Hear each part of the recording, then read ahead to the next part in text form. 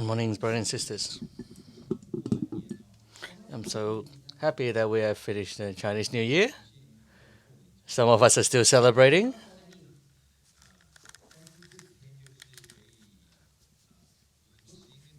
But for these past few days, we can spend a lot of time with our family and friends, which is really joyful.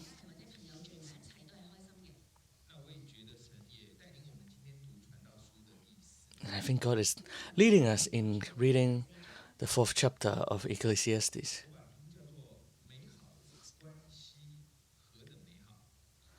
I give the title to How Beautiful Are Beautiful Relationship.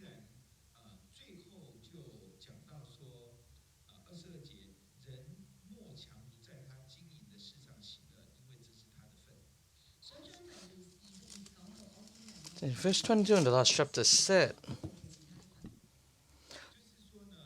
"So I saw that there's nothing better for a person to enjoy their work because that is their lot."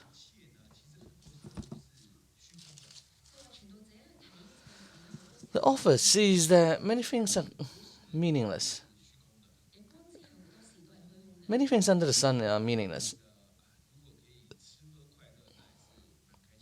I think that if we can just eat and drink and be happy, then that's as good as it is. If we can accomplish some things, then that's as good as it gets. And when we come to chapter 4, it seems like his perspective become quite negative again.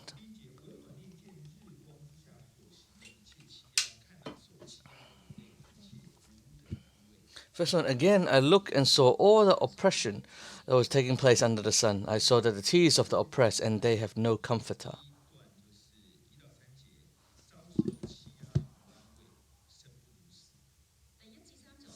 So verse 1 to 3 is that there are no comfort for the oppressed.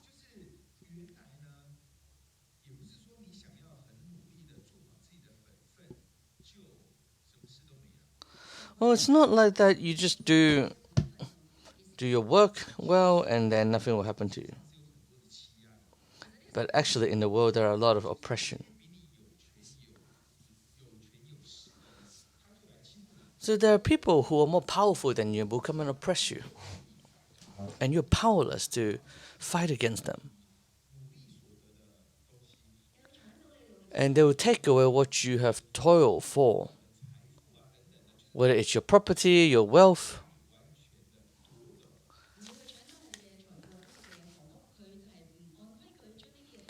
And they will oppress you and take your things away. So your toil in the end is meaningless. You don't know who you can turn to. And what's worse is that you found no comforter.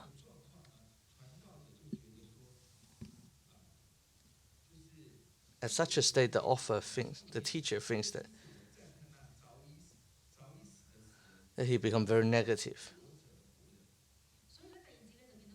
In verse 2, and I declare that the dead who had already died are happier than the living who are still alive.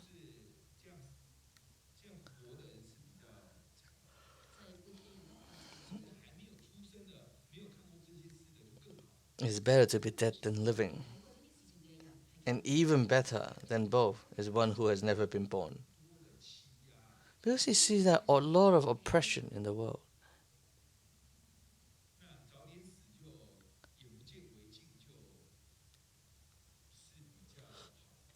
And he thinks that it's better for someone to die already and not see this. Or even better than both, it's when you've never been born and has not seen the evil that is done under the sun. So this is a social phenomenon that can be seen in all generations. Why is it such a pain?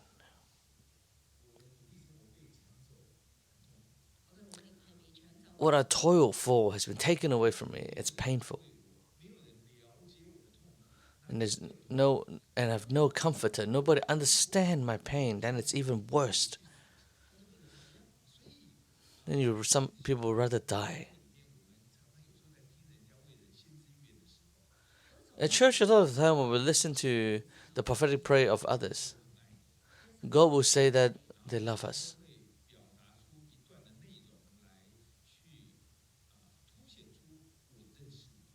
And then they will use some context to show that I know you. And you will feel that you are understood. This is that God, you actually know that I'm suffering. You understand my past hurt, and you will be comforted. So people needs to be understood. A lot of time is we are unable to speak out our pain. And even when we are able to speak it out, people don't understand, nor do they want to listen. And so you keep it to your heart. This is the pain that the author, the teacher sees. To a point that they think that you rather not lived at all.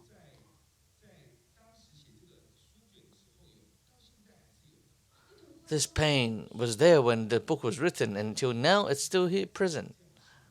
Then how do we look at it? So the second paragraph is,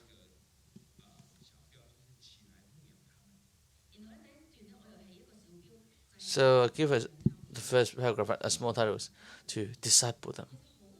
A lot of people are like that. A lot of people needs to be heard and listened. They long to be understood. And we can be with them. We can accompany them. And we can help them, their hearts get comforted. So discipleship is really important. In the second paragraph, verse 4 to 6, they talk about two extreme. Verse 4.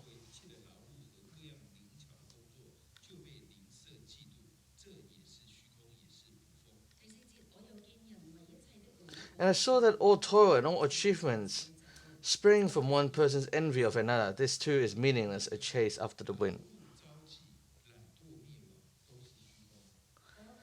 So the give the title is Work Hard in Toil or Be Lazy and Died are both meaningless.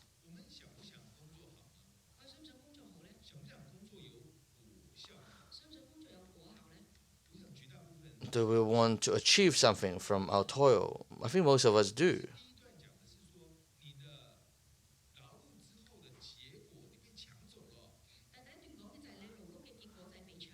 But in the first paragraph, it says what you have toiled for has been taken away from you because you are being oppressed.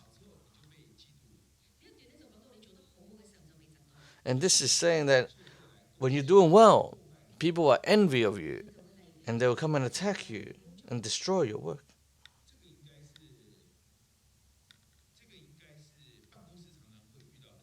This is something that we'll encounter quite often in the office.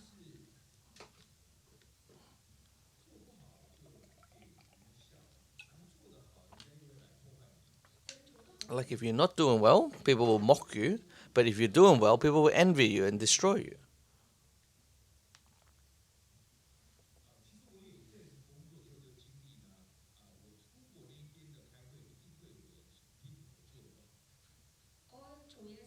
When I was in the marketplace, I've experienced that when I have to leave the office, people will criticize my work. And of course, people will tell me. And my flight is usually in the afternoon or at night, and while I'm on the plane. Usually it's late at night. So in the afternoon, sometimes I'll still come into the office. And I'll encounter the person who spoke behind my back. And then it will become very awkward. And this has repeated many times.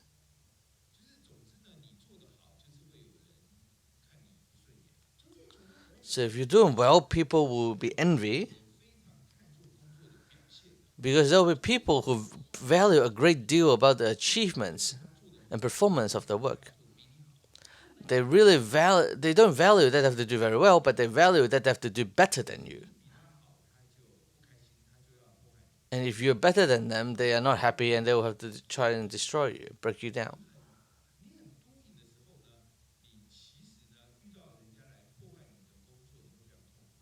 So if you're very doing and you encounter people who come and destroy your work, then you feel very painful. So then we'll swing to the other extreme.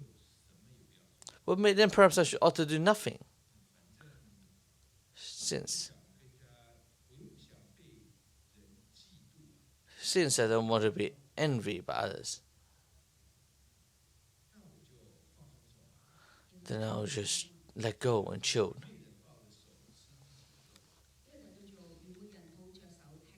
This is verse 5. Fools fold their hands and ruin themselves. So they fold their hands, they're not working, and they ruin themselves. That's right.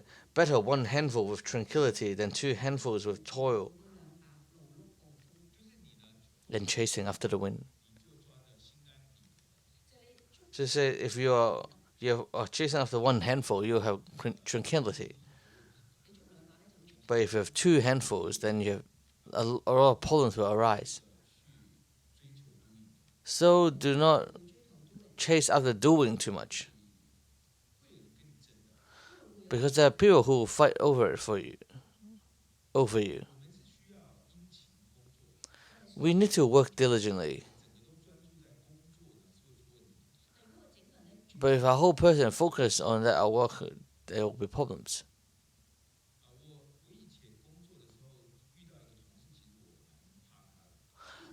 When I was still in the marketplace, there's a fellow student that I'm quite afraid of, a fellow colleague, because he'll work till midnight almost every day. Toiling is his life. He has a wife and kid. But every night he'll work until 11, 12 midnight.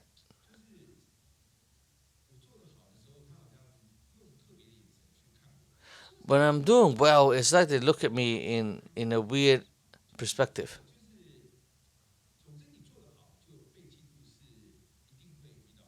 So if you're doing well and someone is envy of you, it's bound to happen.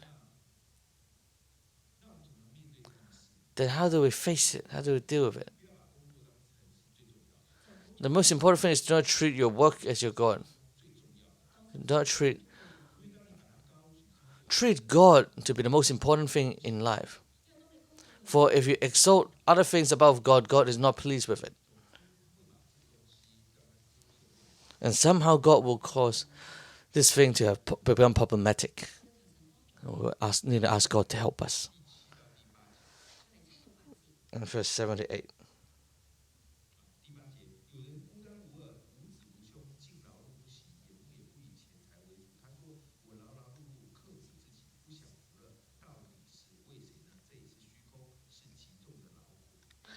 Verse 8. There was a man all alone. He had neither son nor brother. There was no end to his toil. Yet his eyes were never content with his wealth. For whom am I toiling? He asked. And why am I depriving myself of enjoyment? This too is meaningless and miserable business. Verse 7 to 8. All alone and being heavily told. A person without relationship is painful, suffering.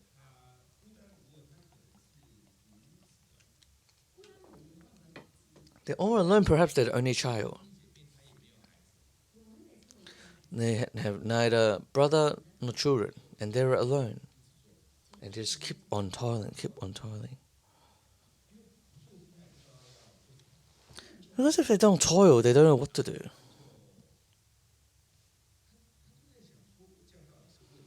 And they'll ask, who am I doing this for? All that I'm toiling and gathering, who is it for?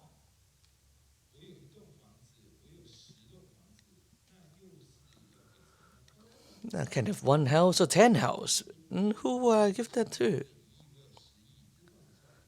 I have 1,000,000, 1,000,000,000, 10 billions. Who is that for?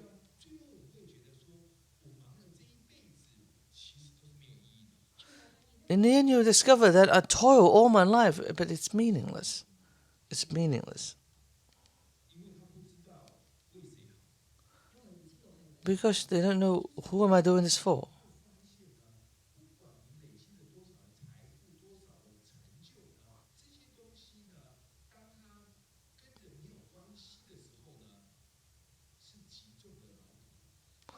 And we discover that no matter how much wealth we accumulated or how much achievement we have achieved, without relationship, then it's all just a heavy toll.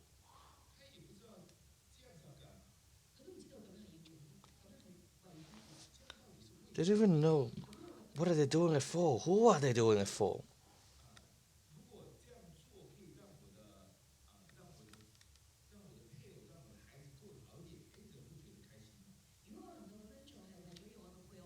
If by toiling, working hard, it can make the lives of my wife and kids better, then people think it's worth it. People need to give.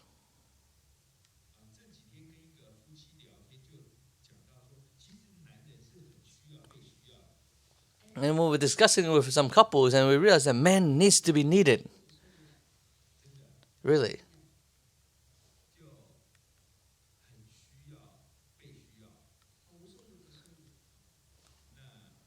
they need to be needed.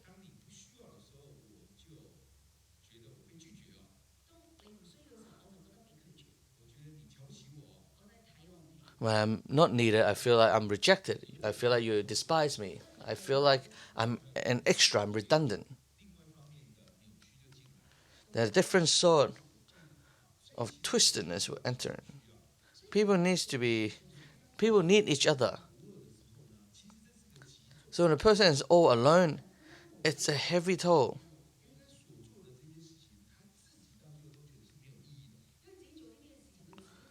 Because they will toil and work hard for all these things, they feel it's meaningless.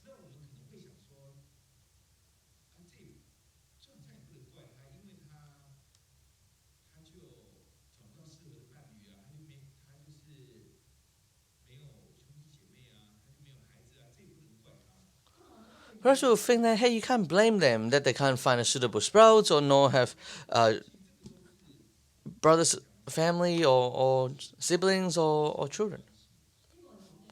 Here we're talking about physical relationship. But this will remind us of the spiritual. That all these things that we do, if we are doing it for God, then it's different.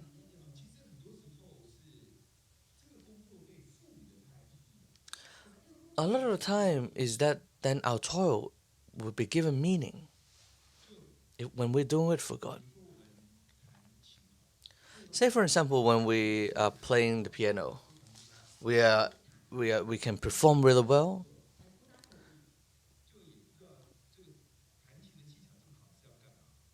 but we're all alone. Then we don't know what's the point.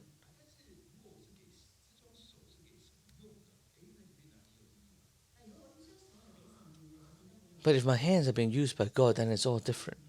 And it's the same for all things. So who is it for? And for people. Wait, for the people you love.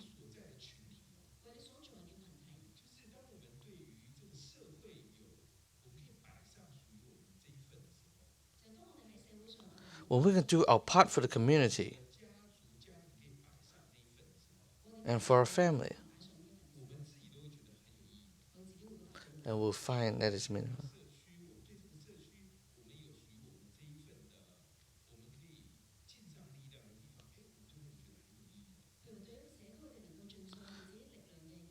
For example, if we can do a part for our community, then we find it very meaningful. So verse 7 is talking about a pain of the lack of relationship. The whole chapter is talking about this. But the first paragraph talks about it, that you are being oppressed with no comforter.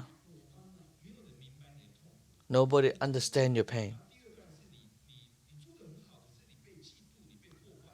The second paragraph is that you're doing well, but you've been envied and ruined. And the third paragraph is that nobody's oppressing you, nobody's envious of you.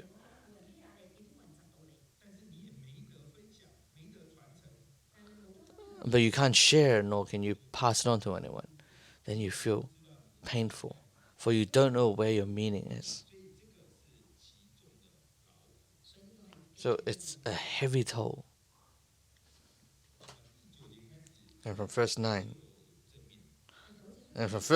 you become positive. Verse 9 to 12. Working in a team, it's always good.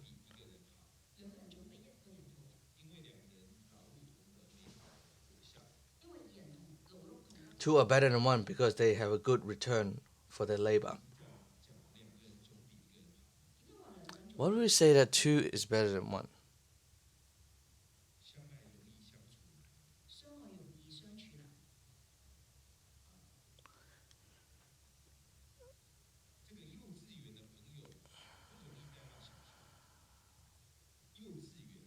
So your friends from kindergarten, it's not easy to last through primary school.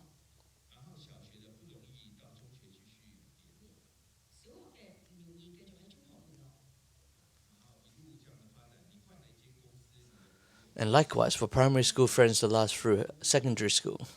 And when you change one from even at work, when you change from one company to another, it's hard to keep those friends. It's hard to maintain those friendships because there are many problems. Because there are many problems. And likewise for a couple's relationship, and for a relationship between brothers and sisters.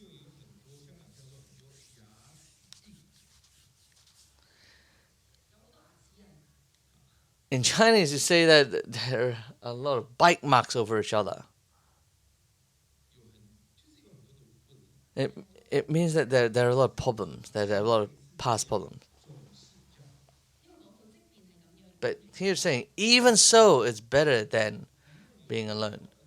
No matter how many past grudges you might have, even though you have 77 times areas that needs to be forgiven, but two people is still better.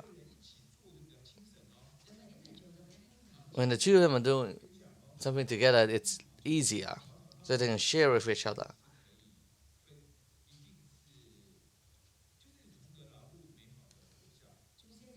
So if you labor together, they'll have a good return for their labor.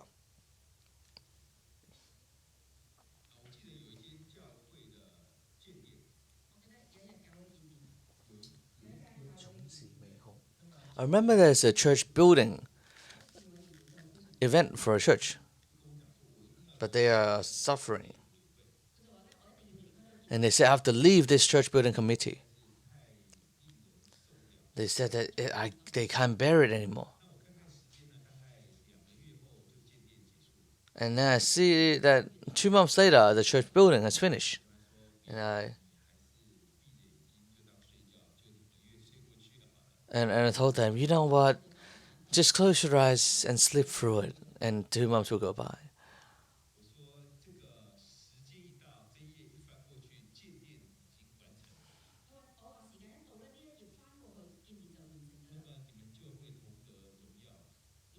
I said, in 2 months' time, the church building event will be finished, and you'll have a good return with the team. And really, after 2 months, it's all been completed, and minor details are no longer important. So, in the end, you have a good return for your labor.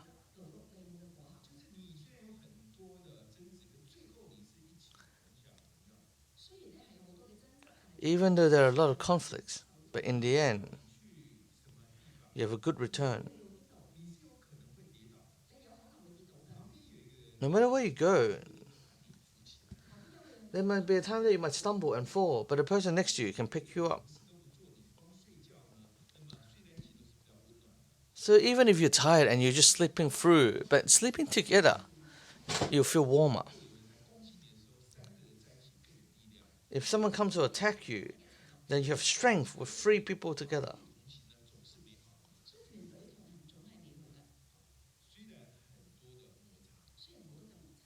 So going along with a team is always better. It's always good. So this is telling us that we need to be in cell group. A lot of people they don't enter into cell group, and the reason is simple: is right now they're so busy and they don't need it. But when you truly need it, then you run out of time.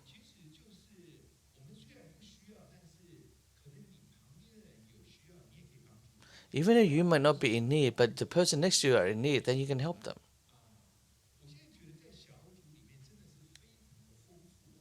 Right now, I feel like in cell group there is abundant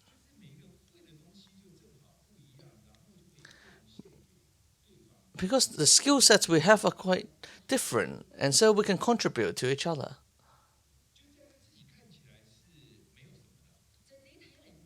When you think of it, when you see it yourself, you don't think it's anything special. But this might be something that I don't have in my life. So this year in the Chinese New Year, we did something quite silly. So we had a gathering, a meal gathering. For Chinese New Year, we'll eat together, right?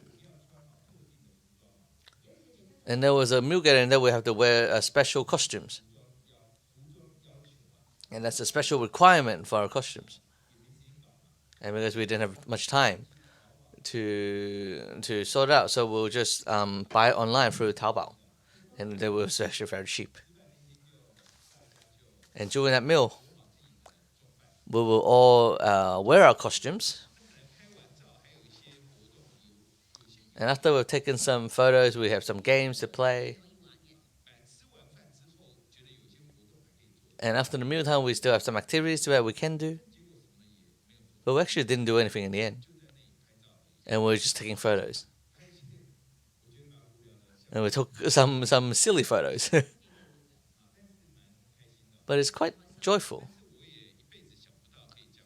And I've never thought that I would do that in my life.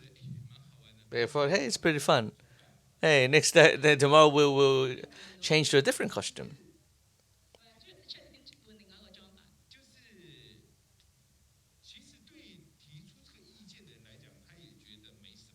So even for to the person who suggested this, they might not think of it as a big deal.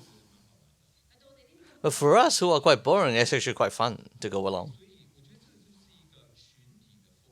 So I think this is the abundance in a team.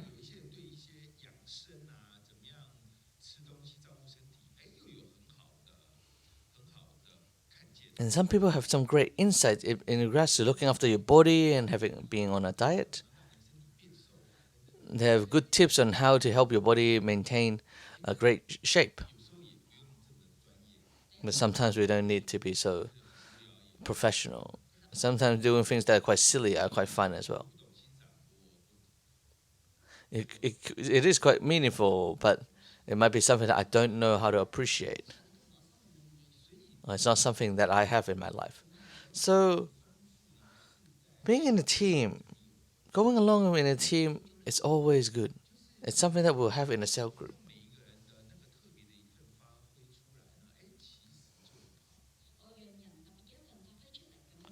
And each person can express their uniqueness, and it's good. This is what it says in the fourth paragraph and the last paragraph, verse 13 to the end. Wisdom or foolishness are both meaningless.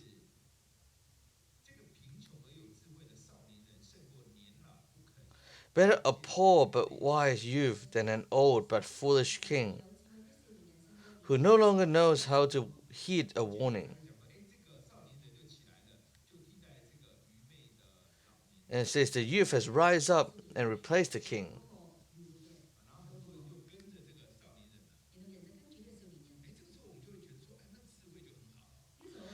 And then people begin to follow the youth. And we think that wisdom is very good. But then we see in the end that the people actually didn't like the king's successor, this youth.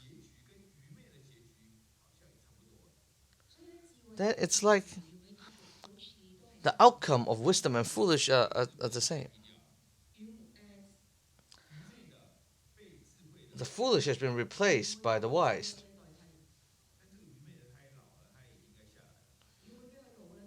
But this foolish king is old, so he ought to step down, and the wise king have succeeded him. But as good as wisdom is, people who follow him doesn't like him. And the foolish person did many foolish things and people didn't like him. So it's the same. So he is still saying a concept. If I'm chasing after to please people, wise or foolish are both no use. In trying to please others, you cannot please everybody.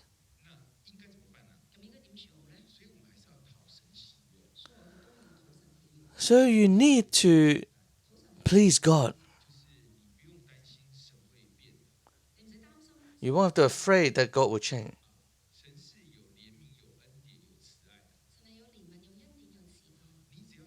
God is gracious and merciful. When you are like Him and are merciful and gracious, then He will like you.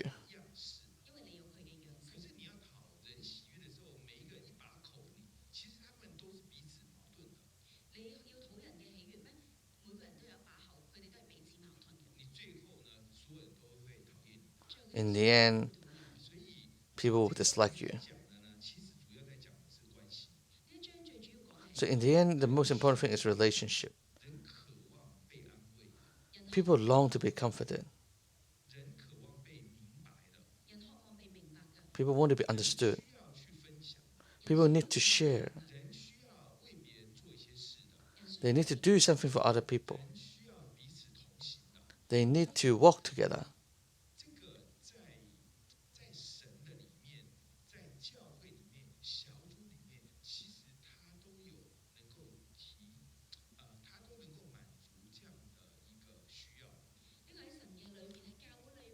In God and in church, this need can be fulfilled.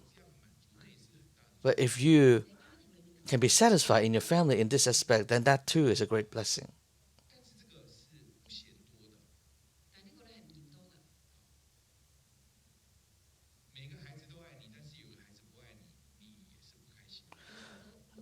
Every kid loves you, but one doesn't love you, then you'll be upset.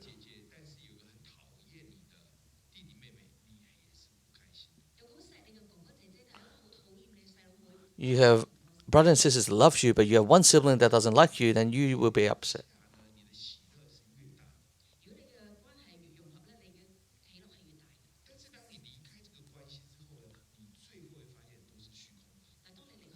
But if you leave the relationship, then everything is meaningless.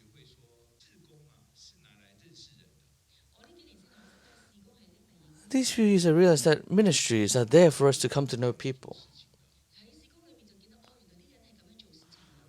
In the ministry, we see how a person operates.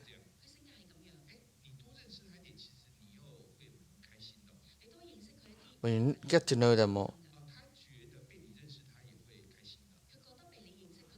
and they feel that you get to know them.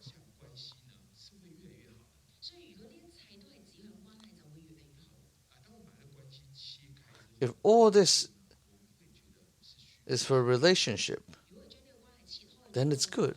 If you take away the relationship, then it's meaningless. So may God help us. We need to pursue after good relationships. Let's worship our God.